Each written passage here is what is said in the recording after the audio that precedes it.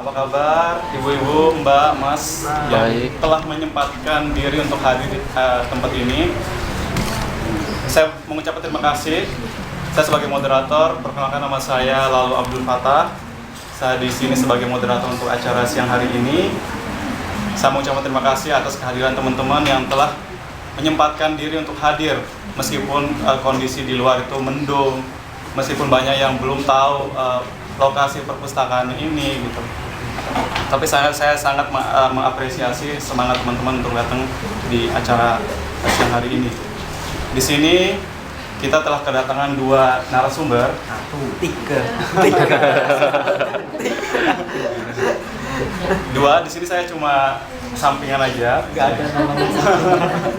Sampingan kok nggak efek samping. Dengan ini mungkin teman-teman di sini sudah pada tahu siapa beliau. Beliau adalah Agustinus Wibowo. Saya minta kata beliau dihapus dari kosakata kita hari ini. Oke.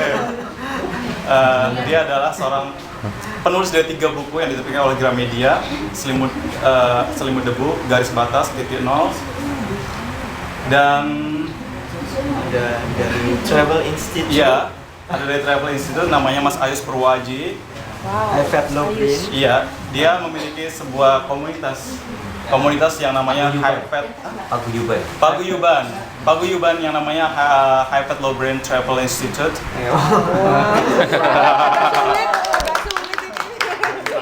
Hanya orang-orang luar negeri yang tahu. Perjalanan yang sudah dituliskan pun juga usianya sudah ribuan tahun. Ini bahkan kalau ketika manusia belum mengenal huruf pun, belum mengenal tulisan pun, mereka sudah menuliskan perjalanan. Kita lihat di gua sering ada lukisan gambar-gambar hewan-hewan perburuan. Itu pun adalah bagian dari perjalanan mereka. Dengan banyak bahasa-bahasa yang kata-kata yang awal muncul dalam bahasa itu juga berkaitan dengan sejarah mereka sebagai bangsa yang nomaden dan yang berpindah-pindah. Menurut catatan yang sempat saya baca, itu tulisan perjalanan yang paling awal itu bahkan sejak 1000 tahunan sebelum Masehi. Jadi pada zaman itu sekitar abad ke-7 sebelum Masehi, Herodotus ya, sejarawan dari bukan abad ke-7, abad ke-5, Herodotus seorang sejarawan dari Yunani, dia menuliskan sejarah Yunani, sejarah negara-negara di sekitarnya. Utamanya dia melakukan perjalanan, dia keliling ke kawasan daerah Persia, karena waktu itu Yunani sedang berperang melawan Persia. Jadi dia banyak menuliskan, ada detail-detail yang sangat dalam dan mungkin buat kita sangat wow gitu, yaitu dia menjelaskan dengan detail bagaimana cara pembuatan mumi. Dia menjelaskan kalau mumi itu harus dikosongkan dulu cairan otaknya, kemudian bagaimana airnya, dagingnya, mayat itu harus direndam dalam cairan tertentu untuk mengosongkan semua cairan dalam tubuhnya dan sebagainya. Itu dia bisa menjelaskan dengan detail. Walaupun namanya sejarawan, tapi pasti dia juga melakukan perjalanan dan dia juga memandang itu dengan eksotika seorang pejalan, di mana dia melihat segala sesuatu yang berbeda dan menuliskannya. Kemudian lebih awal dari Herodotus bahkan ada epik ya. Kalau orang Indonesia mungkin kenal Ramayana Mahabharata. Nah di Yunani itu ada yang namanya Odyssey. Odyssey ini adalah kisah tentang pahlawan Iliad. Iliad ini pahlawan yang baru berperang dari perang Troya. Lalu dia melakukan perjalanan pulang melintasi pulau ke pulau ya, dari pulau satu ke pulau yang lain. Dia cerita di pulau ini, dia di laut itu ombaknya seperti apa, ada monster-monster seperti apa. Lalu ada pulau-pulau itu di mana dia mendengar suara-suara merdu dari perempuan ya, dan ternyata itu adalah suara setan dan sebagainya. Walaupun ini adalah cerita fiksi, cerita legenda, tapi intinya dari perjalanan. Karena penulisnya, Homer, dia bisa menjelaskan dengan detail bagaimana proses pembuatan kapal. Dia juga menjelaskan bagaimana kehidupan orang-orang di kapal, ketakutan-ketakutan mereka terhadap ombak, terhadap makhluk seram, bahkan fantasi seksual mereka. Ketika dia menggambarkan suara-suara perempuan yang magis, itu kan sebenarnya fantasi dari orang yang tinggal di kapal begitu lama. Jadi tulisan perjalanan itu sebenarnya mengakar kuat ya dalam kehidupan kita. Teman-teman, ibu-ibu di sini mungkin juga waktu kecil juga dibesarkan oleh cerita-cerita perjalanan, dongeng-dongeng perjalanan. Kalau saya dulu masih kecil ada dongeng Malin Kundang gitu kan. Itu kan juga tentang sebuah perjalanan, seorang yang merantau pergi ke tempat yang jauh. Ada dongeng apa lagi? Macam-macam dongeng itu sebenarnya berhubungan dengan perjalanan. Kalau saya kebetulan dibesarkan dengan dongeng Kerasakti. Jadi perjalanan ke barat. Jadi perjalanan ke barat ini adalah perjalanan dari biksu Tong yang untuk mencari kitab suci di India. Dia ditemani oleh murid-muridnya Kerasakti, kemudian babi Tipatkai, kayak ada biksu, ada kuda. Nah, tapi pada akhirnya justru Kerasakti mengalahkan aura dari biksunya. Padahal kalau dalam sejarahnya si biksu ini adalah tokoh utama. Kerasakti itu nggak ada, tapi biksunya itu beneran ada. Jadi biksu Tong yang nama aslinya adalah Xuanzang, dia melakukan perjalanan sampai berpuluh-puluh tahun ya. Dia pergi dari Cina melintasi gurun pasir Taklamakan, lewat Afghanistan, masuk ke tanah India, lalu belajar agama Buddha di situ. Dia menerjemahkan kitab suci Buddhisme ke dalam bahasa Cina. Dia bahkan diundang oleh berbagai raja di situ. Dia sempat melakukan jalan-jalan juga, side trip istilahnya, ke Sri Lanka dan sebagainya. Jadi dan kemudian dia membutuhkan waktu membutuhkan waktu bertahun-tahun lagi untuk balik ke negeri Cina. Ini sebenarnya juga adalah sebuah perjalanan yang legendaris, yang diceritakan juga turun-temurun oleh orang Cina, merupakan kebanggaan ketika ada seorang biksu. Mereka telah banyak melihat dunia, dan biksu Tong ini adalah orang yang rajin. Dia selain seorang petualang ya, dia berani melakukan perjalanan yang begitu berbahaya. Dia juga adalah penulis yang baik gitu. Dia menuliskan karyanya dengan sangat sastrawi, dan itu masih kita bisa baca di zaman sekarang. Dia menerjemahkan kitab-kitab Buddhis dengan caranya yang sangat sastrawi, sehingga masih kita menikmati keindahan sastra dan bahasanya. Nah, kalau di dalam berselang beberapa ratus tahun dari biksu Tong, di dunia Arab pun lahir pejalan juga ya, Ibnu Battuta juga melakukan banyak perjalanan ke negeri-negeri, utamanya negeri-negeri yang Islami. Ibnu Battuta ini ironisnya ya, setelah dia melakukan perjalanan sampai 24 tahun, ketika dia mendengar kabar ayahnya meninggal, itu ayahnya sudah meninggal 15 tahun sebelumnya. Itu jadi di sini memang perjalanan itu bukanlah fantasi di mana kita pergi melihat negeri-negeri. Banyak yang harus dilepaskan, termasuk keluarga, termasuk ikatan dengan teman-teman. Battuta itu ketika dia pulang, dia mendapati ibunya masih hidup, tetapi 24 tahun tidak ada kontak sama sekali. Zaman dulu dengan zaman sekarang berbeda. Kita zaman dulu zamannya Battuta nggak mungkin telepon kan, nggak mungkin kirim telegram, Twitter. Jadi dia sama sekali 24 tahun itu putus informasi dengan keluarganya. Dan ini adalah mungkin suka dukanya orang yang hidup di jalan, dan ini tertuang dalam perjalanan. Kalau kita lihat catatannya Ibnu Battuta pun dia sudah menuliskan dengan cara narasi. Dia menuliskan bagaimana perasaan hatinya ketika dia melihat misalnya dia pergi ke negeri Cina, dia memuji betapa amannya negara itu. Di tengah malam pun dia misalnya untuk bepergian seorang diri, dia nggak takut. Tetapi dia juga menceritakan bagaimana ketidaksukaannya terhadap negeri yang menurut dia tidak Islami begitu. Jadi dia sebenarnya tidak lama di Cina, tapi dia lebih banyak menuliskan detail tentang negara-negara atau bangsa-bangsa atau kerajaan-kerajaan yang Islami. Dia pernah bahkan di Maladewa, dia pernah menganjurkan perempuan di Maladewa, karena Maladewa itu kan Islam.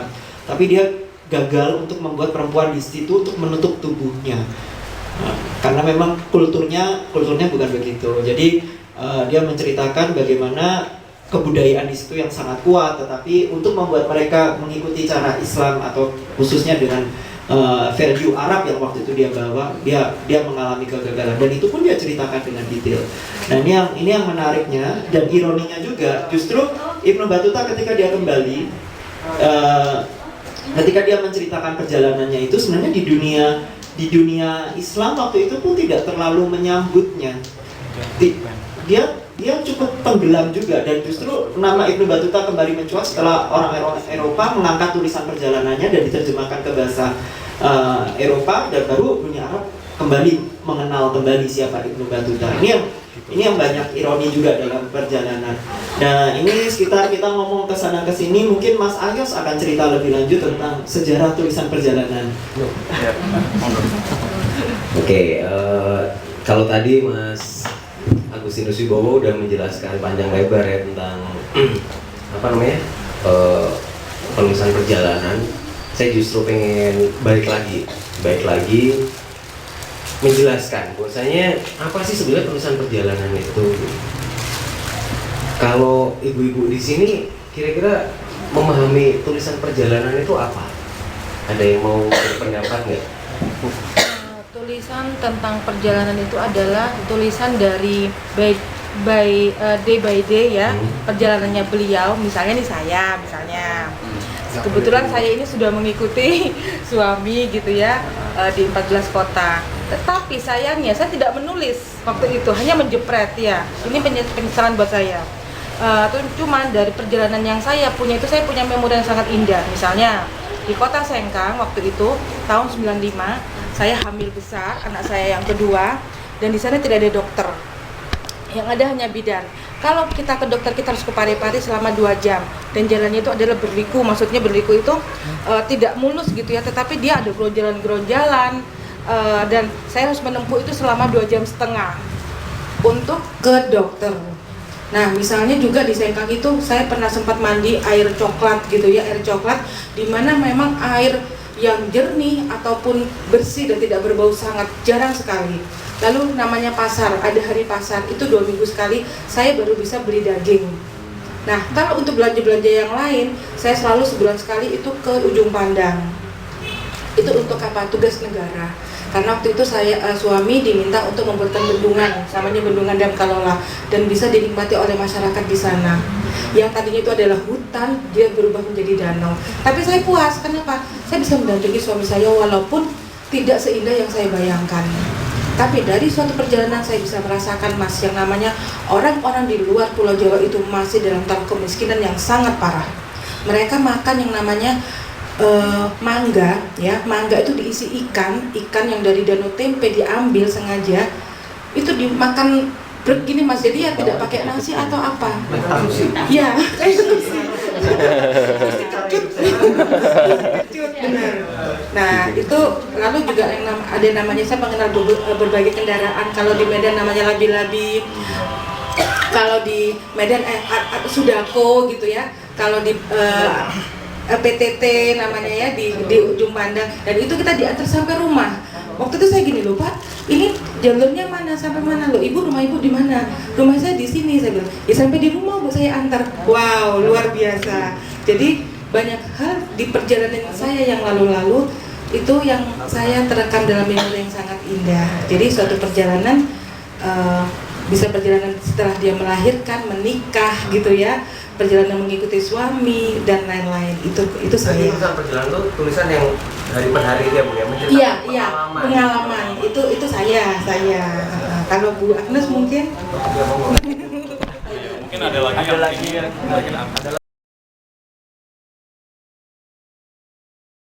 pengen traveling, nggak apa-apa Bu, gitu, nggak apa-apa, nggak ada halangan gitu. Ada juga yang mulai traveling dari tua. Itu saya mau cerita tentang seorang petualang namanya Hock Tanzil. Hock Tanzil itu dulu dia nulis sekitar tahun 80-80-an, sering nulis di Intisari waktu itu. Jadinya dia ini mulai traveling itu justru setelah dia kena stroke. Jadinya karena dia kena stroke, akhirnya dia berhenti dari pekerjaannya sebagai dosen. Waktu dia dosen UI di Universitas Indonesia, dia berhenti dari pekerjaan itu, dan akhirnya dia sama istrinya mulai jalan-jalan. Dan ternyata setelah itu dia justru sehat gitu, maksudnya nggak ada catatan dia sakit, dan dia gimana? Iya, stroke, tapi mungkin karena dia sembuh terus dia jalan-jalan itu gitu. Nah, itu dia sampai beliau selesai menuliskan semua catatan perjalanan itu total jumlahnya sekitar 300-an negara yang sudah beliau kunjungi. Emang negaranya Nggak tahu, pokoknya dia ngomong sampai 200 ya? 200. Aku lupa, pokoknya 200 sampai 300 Pak. Saya lupa catatan ininya gitu. Angkanya saya lupa, tapi dia hampir segitu, hampir 300 seingat saya. Nah, yang menarik dia traveling itu sama istrinya gitu. Selalu sama istrinya. Bagaimana mereka tidur di mobil selama jalan-jalan di Eropa, terus kaki istrinya beku saat menginjak salju dan sebagainya. Itu sangat menarik. Gitu. Jadinya nggak ada halangan. Dan saya pengen cerita satu lagi yang terakhir. Ini yang menarik di travel writing Indonesia. Itu sebagian besar catatan perjalanan yang saya kumpulkan itu di Indonesia itu didominasi dengan tema haji. Haji. Jadinya haji itu merupakan subjek yang paling banyak ditulis sebagai catatan perjalanan di Indonesia. Haji. Jadinya dari tahun 60 itu sudah ada catatan tentang haji.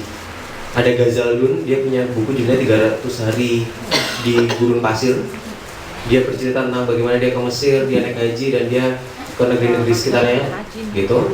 Ada Ghazalun, terus ada setelahnya ada orang Jawa naik haji itu siapa saya lupa dan sebagainya. Banyak sekali tentang haji. Sampai yang kemarin barangkali orang Jawa Pos ya. Dia punya buku judulnya Haji Jalur Darat gitu. Jadi dia backpacking jalan-jalan sambil naik haji gitu. Kecuali Haji Nunut ya. Haji Nunut. Tapi itu jadi catatan perjalanan loh. Iya. Ditulis oleh Siti Itanasya kan. Iya, Dia kan iya. akhirnya dia jadi berita besar dan masuk di Jawa Pos berkali-kali kan gitu. Oke. Ya. Haji Nunut ya. Haji Nunut. Oke. Ya, jadinya ini seperti itu. Catatan perjalanan Indonesia itu sangat macam-macam, tokohnya sangat macam-macam dan kita beruntung siang ini kita ada Agustinus di sini. Mas Agustinus ini sendiri saya pikir kami mencatat salah satu travel writer yang Terdahsyat. menerapkan standar baru. Kita ngomongnya menerapkan standar baru bagi penulisan perjalanan di Indonesia hari ini. Karena pendekatan dia melalui metode yang ini ya, fiksi, tapi itu menjadi sangat indah, jadi sangat emosional gitu. Saya kembalikan ke Mas Lalu. Aku mungkin nambahin dikit ya. Tadi Mas Ayos mengatakan bahwa banyak kan travel writing di Indonesia itu adalah tentang haji. Ini menariknya bahwa ternyata di seluruh dunia dalam sejarah travel writing dunia juga pada awalnya tulisan perjalanan religius itu mencakup jumlah yang cukup besar. Tadi saya sempat bilang perjalanannya Biksu Tong, kemudian pergi ke India untuk mencari kitab suci, kemudian juga ada perjalanannya Ibnu Battuta, itu juga unsur religiusnya kuat. Kemudian ada juga dari Afghanistan Nasir Khusro. Nasir Khusro ini menulis bagaimana perjalanan dia naik haji. Jadi sejak ribuan tahun lalu, ratusan tahun yang lalu itu sudah cukup populer tema ini. Dan kita sempat menganalisa kenapa lebih banyak tulisan perjalanan yang berhubungan dengan ibadah atau perjalanan ziarah. Karena orang-orang yang melakukan perjalanan ziarah ini punya kesempatan lebih banyak dan keinginan lebih banyak untuk menulis daripada orang-orang yang melakukan perjalanan dengan tujuan lain, misalnya dengan tujuan bisnis.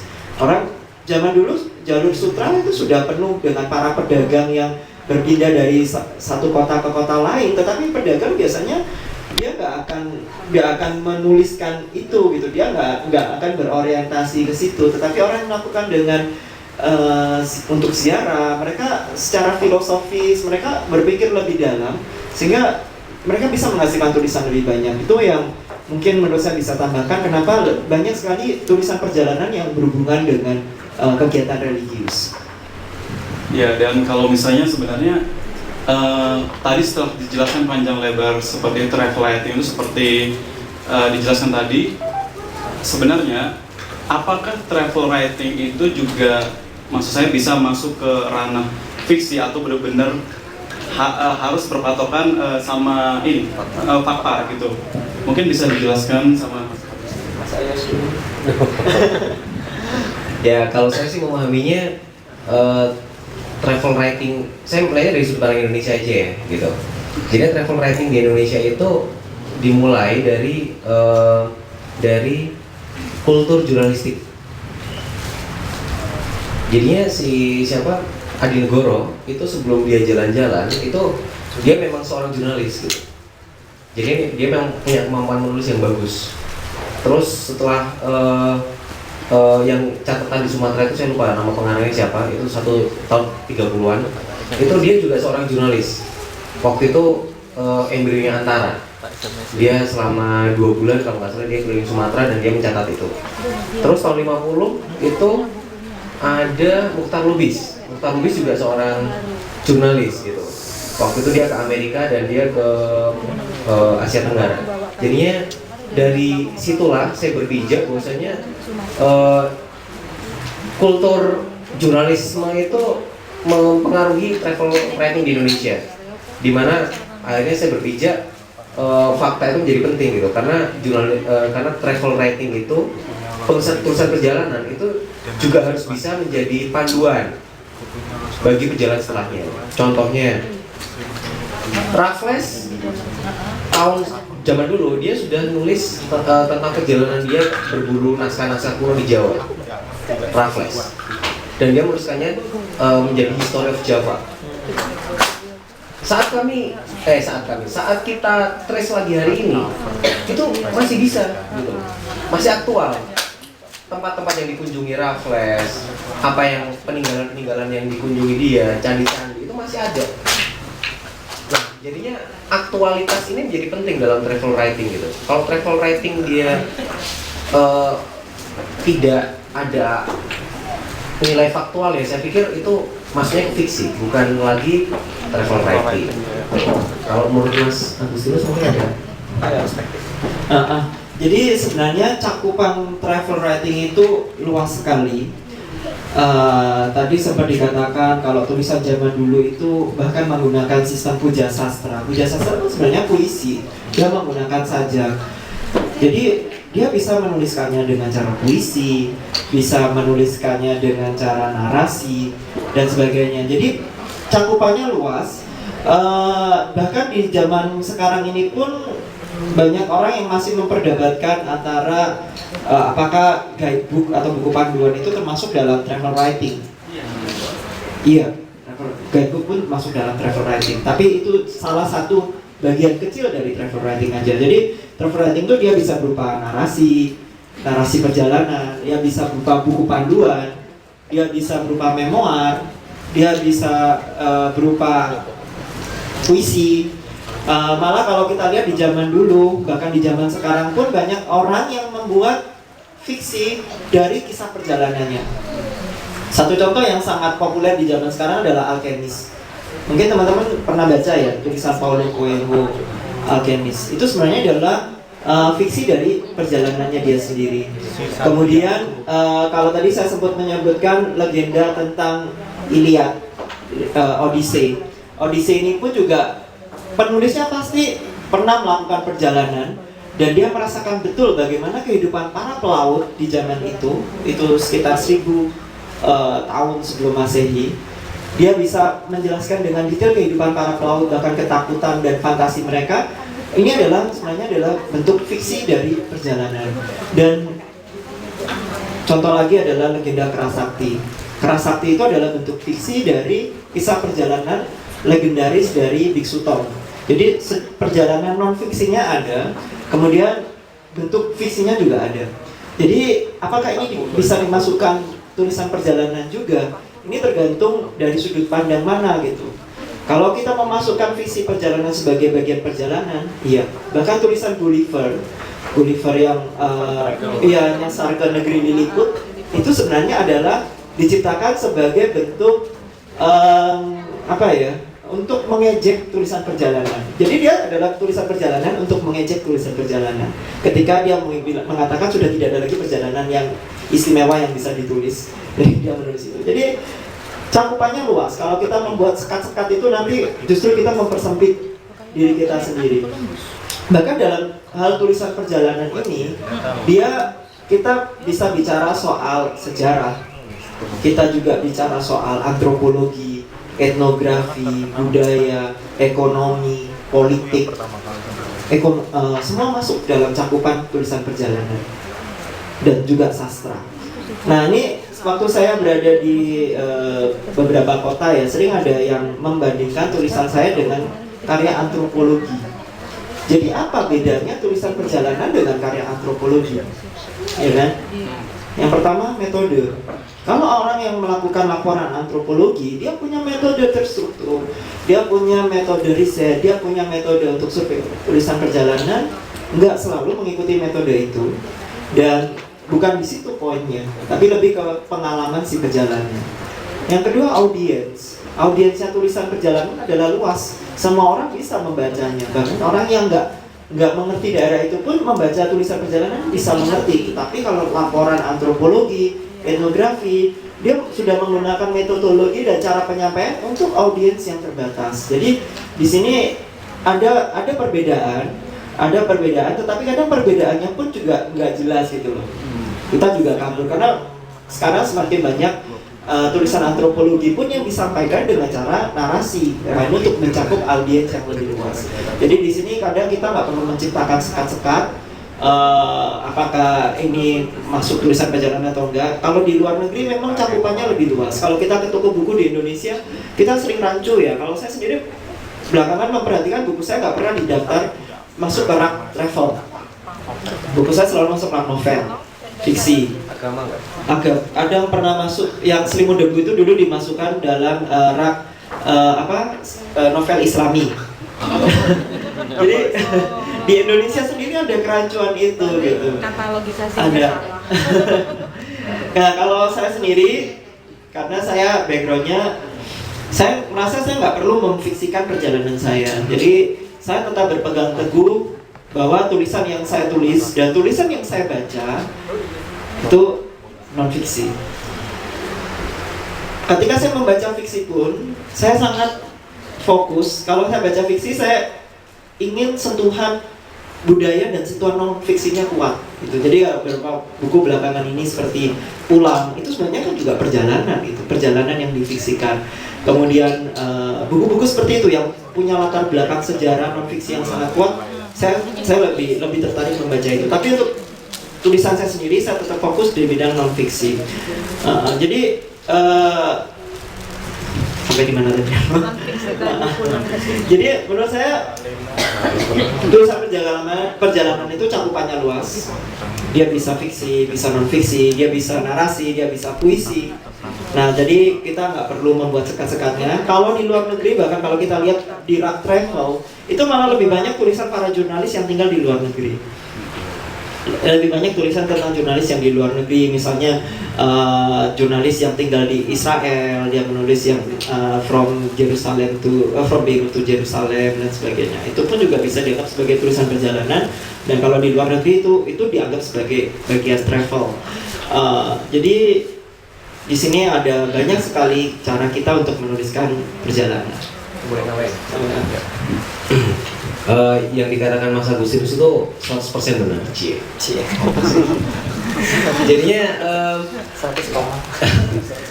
saya melihat travel writing itu kayak kalau musik itu kayak jazz gitu.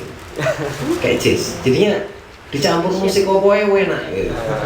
Dikasih dangdut yo enak, dikasih R&B juga oke, dikasih world music, dikasih gendang-gendangan juga oke gitu. Jadinya travel writing itu campur-campur pokoknya wes. Dan kadang dia itu yang bikin dia rancu, tapi di satu sisi itu yang bikin dia everlasting gitu. Everlasting, timeless gitu. Saya juga pernah Mas di sebuah toko buku gitu ngelihat ada buku catatan perjalanan suami istri gitu ke Indonesia Timur. Dia menuliskan perjalanannya itu dari sudut pandang arsitektur. Jadinya rumah-rumah, mereka menemui rumah apa, hidupnya gimana dan sebagainya. Nah, masuknya tuh ke teknik arsitektur. gitu. Ada, jadinya akhirnya memang catatan perjalanan itu apa ya, seperti kalau kaos itu yang kedodoran gitu loh, bisa dipakai siapa saja gitu. Bisa dipakai siapa saja dan enak isi gitu, jadi dipakai kapan pun itu enak gitu.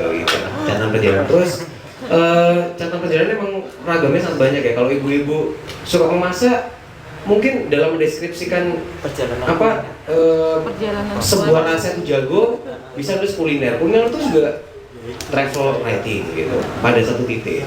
Terus kalau ibu-ibu suka misalkan berziarah mungkin ya, kan kita ini ya ziarah makam Wali Songo gitu ya, itu juga bisa ditulis jadi travel writing gitu. Jadi ya saya pikir travel writing itu sangat sederhana di satu sisinya, di satu sisi yang lain dia bisa juga sangat rumit dan sangat scientific. Contohnya kayak misalkan The Malay Archipelago-nya si Wallace, dia catatan perjalanan tapi diramu dengan biologi dan zoologi. Jadinya Malay Archipelago, dan mau dibaca gitu kayaknya kok mending baca Al-Quran aja gitu. Karena nggak habis-habis gitu. Jadi dan kalau habis pun nggak ada tamannya gitu kan. Jadinya yang mending disimpan buat pajangan gitu. Itulah intinya. Jadinya travel writing itu sangat-sangat menarik. Karena itu saya suka untuk membaca travel writing gitu. Mungkin Mas Walu bisa menceritakan sendiri nih pengalamannya, jangan cuma nanya doang. Travel writing gitu loh. Travel writing menurut sudut pandang cinta. Ya benar. Jadi kalau misalnya kita ngomongin travel writing itu memang sangat-sangat cair ya. Jadi banyak hal, banyak sudut pandang yang bisa kita sorot gitu loh. Dari perspektif apapun. Kalau misalnya kita tipe orang yang mungkin tipe orang yang romantis mungkin ya. Jadi sudut pandang kita ketika kita menulis travel writing adalah mungkin tempat-tempat romantis atau pengalaman yang sangat-sangat melankolis ketika kita berada di suatu tempat, tapi tetap saja kita memasukkan unsur fakta, kemudian tempat juga, jadi sebagai setting di situ. Terus kalau misalnya kita juga seorang seorang ilustrator, kemudian kita sekalian menulis, tapi juga sekalian menyisipkan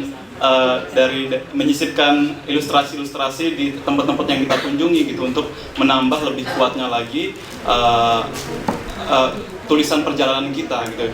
Jadi kalaupun kita mau menulis dari sudut pandang apapun gitu, asalkan tetap berpatokan sama hal yang sifatnya faktual, itu bisa gitu loh. Kalau misalnya Mbak suka memasak, seperti yang dikatakan oleh Ayos, bisa memasukkan unsur kuliner di situ.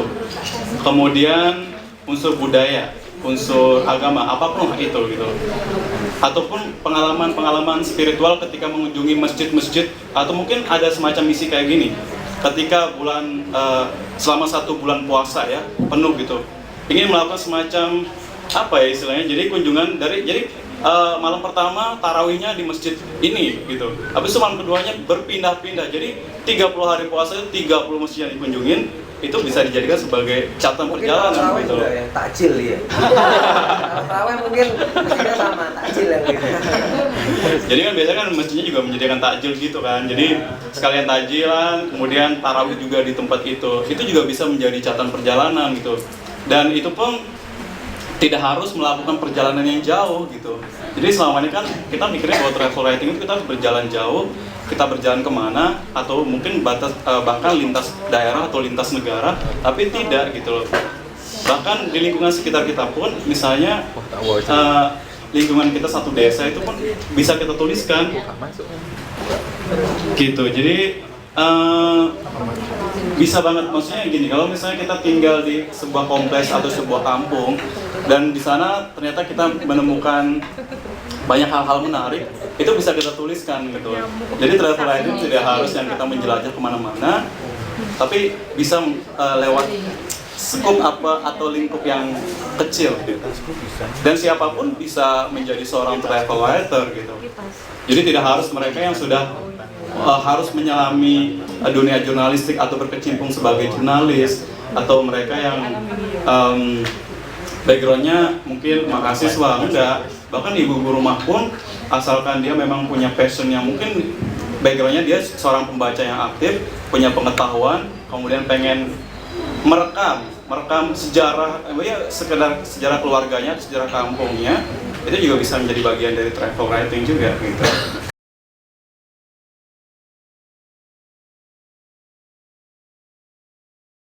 Bener sih Mas, lalu misalnya jatuh cinta waktu di Lombok, ceweknya bener nggak ngomong begitu, kita baca ya kita ya separuh percaya, separuh harus ada skeptisme juga kan kita dalam membaca segala sesuatu gitu kan.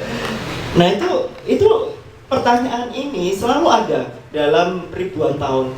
Cuman kita dalam zaman sekarang kita bisa mengetrack kembali apa-apa yang ditulis oleh para pendahulu kita. Memang benar banyak travel writer yang menulis kecenderungan orang ya yang melakukan perjalanan. Dia akan membuat dirinya hebat. Ya. Kemudian dia mengeksotiskan apa yang dia alami. Dia akan ada kecenderungan untuk mengada-ngada supaya tulisannya lebih enak dibaca. Banyak penulis, ini yang cukup lucu juga saya baca dalam sejarah travel writing ya. Banyak penulis di Eropa yang waktu itu menuliskan tentang dia melihat monster, dia melihat naga, melihat putri duyung dan sebagainya dalam tulisan perjalanan. Jadi itu yang menyebabkan nggak kaget kenapa dalam sejarahnya kita nggak boleh 100% percaya gitu. Kita harus tetap punya sikap skeptisme. Bahkan tulisan yang baru-baru ini populer ya, Three Cups of Tea, akhirnya juga dipertanyakan karena ada bagian yang difiksikan dan dia nggak ngaku itu fiksi. Apa judulnya? Three Cups of Tea, 3 cangkir teh. Three Cups of Tea. Greg Mortensen Dia menulis tentang bagian Pakistan Utara dan Afghanistan. Kebetulan teman-temannya saya sudah pernah pergi dan saya juga banyak mendengar tentang beliau. Jadi ketika travel writer mengatakan karyanya non fiksi, dan itu pembaca tentunya juga punya ekspektasi untuk membacanya sebagai non fiksi. Ketika dia ada bagian yang dia fiksikan, berarti dia sudah berbohong dalam satu hal dan itu sudah tidak bisa dipercaya lagi. Tapi karena memang cakupan travel writer itu luas, cakupan travel writing itu luas. Kembali tadi kita bilang memang ada fiksi travel writing gitu loh. Nah tapi kalau memang penulisnya bilang itu fiksi, ya memang dia harus menyatakan dengan jelas itu fiksi. Nah kembali lagi ke masalah ini, di zaman sekarang kita bisa membuktikan, kita bisa mengkonfirmasi apa benar sih Marco Polo benar-benar jalan ribuan kilometer dari Venesia sampai ke tahtanya Kubilai Khan. Dari tulisan-tulisannya itu, walaupun kalau kita membaca tulisannya kayak tulisan dari negeri dongeng, nama-nama tempat itu pasti berubah. Nanti Mas Ayos pasti bisa share ya tulisan tentang negara Kartagama.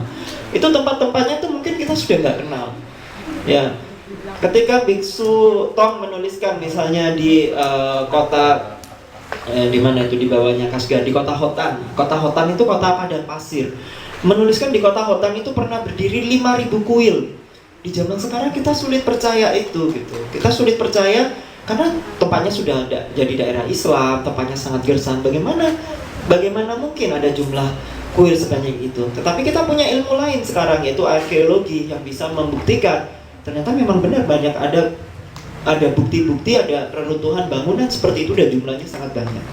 Jadi tulisan perjalanan mungkin bisa dianggap kita menceritakan sesuatu yang jauh pada zaman itu, apalagi ya zaman itu orang-orang belum punya internet gitu ya. Penulis itu seperti punya legitimasi, pendatang itu seperti punya legitimasi untuk menulis tempat yang jauh tanpa khawatir itu bisa dikonfirmasi atau tidak. Tetapi di zaman sekarang nggak bisa. Bahkan tulisan sedetail itu pun ya, Three Cups of Tea itu kan sebenarnya hal yang sangat detail, di mana dia itu bilang waktu itu dia mengalami kecelakaan dan ditolong penduduk desa ya. Padahal nggak ada kejadian itu kan hal yang sangat kecil sebenarnya. Dia hanya perlu mendramatisir sesuatu yang nggak ada. Tapi itu pun bisa di-track di zaman sekarang. Satu lagi ada dilema lagi di antara pendatang, yaitu sejauh mana dia berhak menulis sebuah tempat.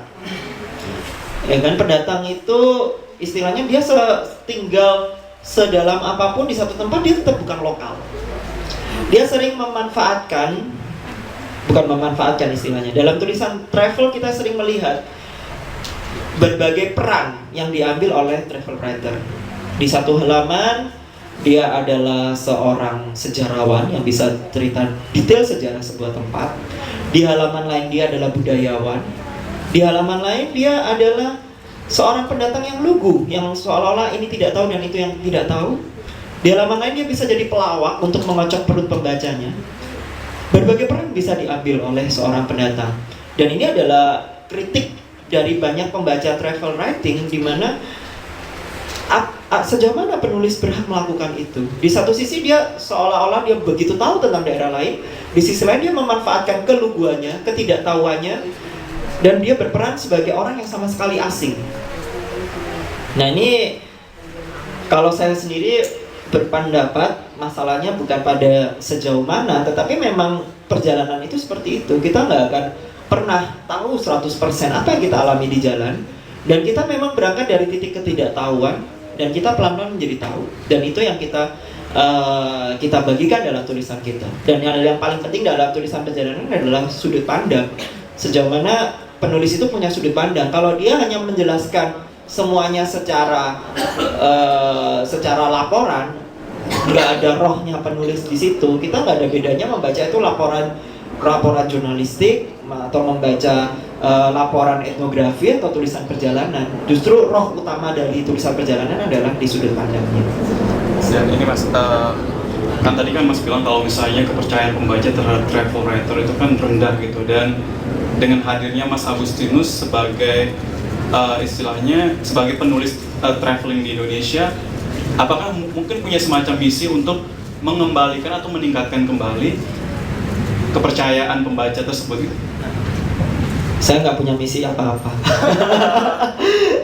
Saya menulis hanya dengan style yang saya comfortable. Saya lebih suka menulis apa adanya, menulis tulisan perjalanan dalam bentuk non-fiksi, bahwa semua yang saya tulis itu benar. Dan itu bukan karena saya dalam misi apa-apa, karena memang kan dalam satu sisi saya nggak cukup punya imajinasi untuk membuat sesuatu yang tidak ada menjadi ada. Yang kedua, karena saya sadar kemampuan saya nggak ada di situ. Kalaupun saya mengada-ngada, itu akan kebaca, akan terlihat sekali gitu. Jadi menurut saya sih, saya nggak ada misi ke situ, dan saya masih dipakem sebagai non-fiksi perjalanan. Mungkin Mas Ayus ada tanya? Bener ya, catatan perjalananmu ya, nggak bohong. Dikasih bumbu nggak? Bumbu apa? Bumbu apa? Yang menarik tadi ya, saat Mas Agustinus ngomong tadi kamu ngomong apa ya? Sejauh mana kita boleh sebagai pendatang boleh menulis tentang tempat gitu ya? Iya. Oke. Itu menarik buat saya. Subjeknya ya. Sekarang contohnya kayak gini. Ini kampung namanya apa, Bu? Kampung Ngagelrejo gitu ya. Nah kan saya pertama kali kesini, terus saya kecopetan nih. Terus saya nulis, wah kampung Ngagelrejo penuh pencopet gitu. Padahal baru sekali saya kesini gitu loh. Dan saya ngomong seperti itu. Lantas itu dibaca oleh ribuan orang. Misalkan saat saya misalkan nulis di Jawa Pos gitu ya kan ya. Terus dibaca, oh Ngagelrejo kayak malinge gitu. Nah, emang iya. travel maling ya, maling hati. Asik. Jadinya menurut saya travel writer itu emang rumit gitu Bu. Kita kalau mau merumit-rumitkan travel writing itu juga bisa gitu. Jadi travel writing itu bisa rumit karena dia bisa memberi akses terhadap satu tempat gitu. mengasihkan. Benar. Tempat ini mengasihkan itu kan itu salah satu. Jadi gini, travel writer itu melalui karya-karyanya itu memberikan membuat istilahnya istilah kalau orang Madura itu theater of mind. Theater of mind di kepala pembaca gitu kan. Jadi saat misalkan Mas lalu dia ngomong Lombok indah, pantai pasir yang putih dan sebagainya kan otomatis dalam pikiran kita, wah aku harus ke Lombok gitu. Lombok ini indah gitu. Soalnya nangkene kenjeran elek gitu. Elek mambu gitu kan. Wah, ini berarti aku harus ke Lombok karena mengasihkan gitu Lombok. Jadinya travel writer itu membuat konsep. Dia bisa memberikan nilai sebetulnya pada satu tempat. Saat satu tempat dinilai sebagai sebuah yang eksotik, udah dilabeli eksotik ya. Contohnya kan saya ke Papua Bu, saya ke Papua, terus saya nulis Papua itu orangnya berkoteka. Kalau mau makan harus bakar batu dan sebagainya. Eksotik seperti saya terlempar ribuan tahun ke belakang seperti zaman purba gitu. Terus saat dengan pergi ke mana? Ke Papua. Ternyata di sana orang Papua udah pada pakai BlackBerry. Ya. Terus ternyata kita kecewa gitu kan. Wah, ternyata Papua setelah itu ternyata Mas Agustinus ke sana udah pakai BlackBerry terus nulis. Ternyata Papua sudah berubah. Dia kehilangan eksotikanya. Kayak gitu kan kita ngejudge satu daerah gitu kan. Oh, Papua itu harus terbelakang, dia harus selalu berkoteka, dia harus selalu nggak mandi, kayak gitu-gitulah. Padahal kan nggak seperti itu gitu. Jadinya travel writing itu bisa menjadi sangat penting saat dihadapkan pada seperti itu, kondisi sosial sebuah masyarakat. Saya pernah ke satu kampung di Bali, namanya Kampung Pegayaman. Itu di Bali Utara. Jadi dari Kintamani kita terus dan sebagainya, dekatnya Git-Git. Itu saya datang karena info lokal, penduduk lokal. Sini ada nggak? Di sini ada kampung Muslim Mas. Jadi di tengah Bali yang semua Hindu, itu ada satu kampung Muslim yang semuanya Muslim dan itu umurnya udah ratusan tahun dan masing-masing orangnya itu namanya kan gini, Iwayan Abdullah gitu. Terus Nengah Mustafa gitu. Jadinya namanya ada Bali, ada Islamnya gitu. Saya kesana dan saya nggak tahu apa-apa, saya cuma tahu itu kampung Islam gitu. Saya nyaman di situ, saya tidur di masjid dan sebagainya. Saya ngobrol sama penduduk lokal dan sebagainya. Setelah saya pulang dan sebagainya, saya cerita ke seorang teman, dia anak antropologi UGM waktu itu. Saya ngomong, loh, kamu pernah ke Pegayaman toh? Iya pernah. Barangmu hilang nggak?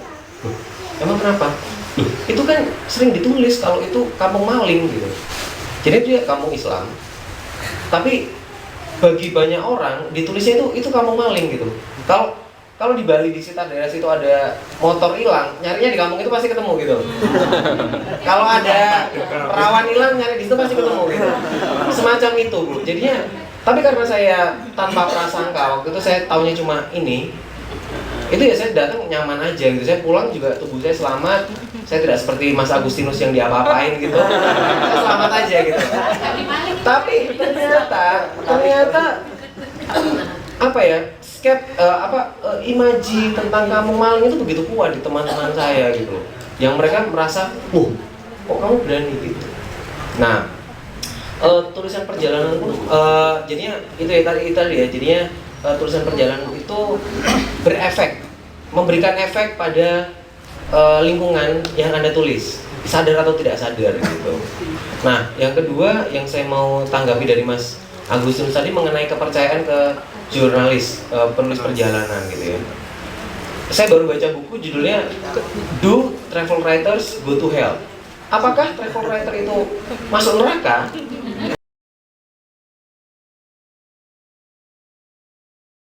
Membeli pulsa, Mas, beli pulsa ada, penjual pun membalas, sinyal aja nggak ada Mas.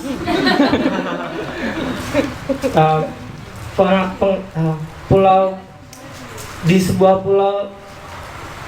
pulau di garis khatulistiwa pengalaman baru. Oke. Ending.